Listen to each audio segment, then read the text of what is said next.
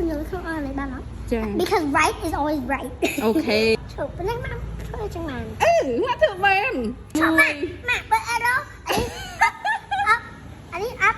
เย่ down แต่แล้ว Hello พริน จ้า ไงนั่งมาจังเลงជាមួយកូនមួយម៉ាក់អាចទាយដឹងពីចិត្តកូនថាកូនកំពុងគិតអី แม่น ហ្នឹងហើយ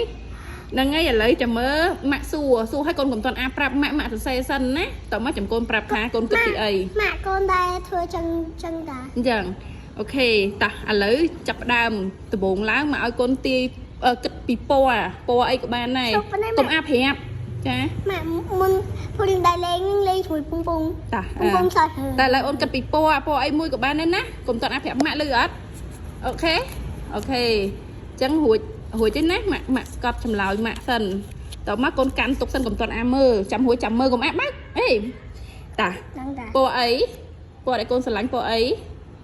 ខ្មៅ អូខេតែមួយបានហើយតែមួយបានហើយ ម៉ាក់កូនជួយចិត្តខ្មៅប្រភេទស អត់ទេតែមួយបានហើយអូខេពណ៌ខ្មៅតោះឥឡូវមួយទៀតមកឲ្យកូនជ្រើសរើសសត្វដែលកូនស្រឡាញ់ណាគិតក្នុងចិត្តសិនបានហើយតើមកម៉ាក់តោះ អត់តន់ទៅផង បានកុំតន់អាបើកតោះទុកវាសិនតោះសត្វអីដែលកូនចូលចិត្ត ឈប់សត្វហ្នឹង សត្វអីក៏បានដែរកូនគិតម៉ាក់ទាយពីចិត្តកូនហើយណាតើលឿន ជាកាយgần អូខេតោះឥឡូវមួយទៀតលើក្រោមឆ្វេងស្ដាំកូនចង់បានមួយណា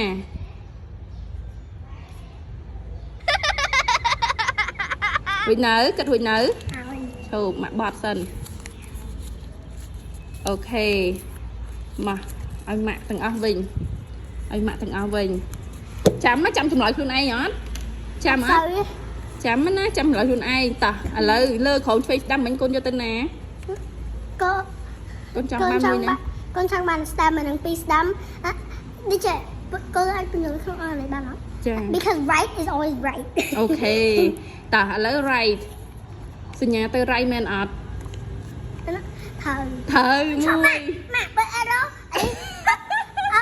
อันนี้ up យេ down តែឥឡូវវាម៉ាក់ដាក់ចិត្ត right ត្រូវអត់អូខេតោះឥឡូវចូលដល់ អូ ពណ៌វិញកូនទាយពណ៌អីមិញ ខ្មៅ មើលម៉ាក់ទាយត្រូវអត់ ឈប់ប៉ុណ្ណឹងម៉ាក់ធ្វើចឹងបាន ម៉ាក់ធ្វើមែនតោះឥឡូវចង់ក្រោយសត្វអីគេកូនស្រឡាញ់មិញសត្វអីគេ Dragon ឥឡូវបើកមើល ម៉ាក់សរសេរពីកូនញ៉ៃ មើលម៉ាក់ទាយត្រូវទាំងអស់ ម៉ាក់អត់កូនទៅបីឈប់ប៉ុណ្ណឹងកូនចាប់ ឥឡូវម៉ាក់ទាយត្រូវអត់អូខេអញ្ចឹងបាយបាយ បាយបាយ ប៉ុន្តែអីអត់អស់ចិត្តរឿងអី ប៉ុន្តែម៉ាក់កូននេះចង់ធ្វើមួយឲ្យម៉ាក់ដែរ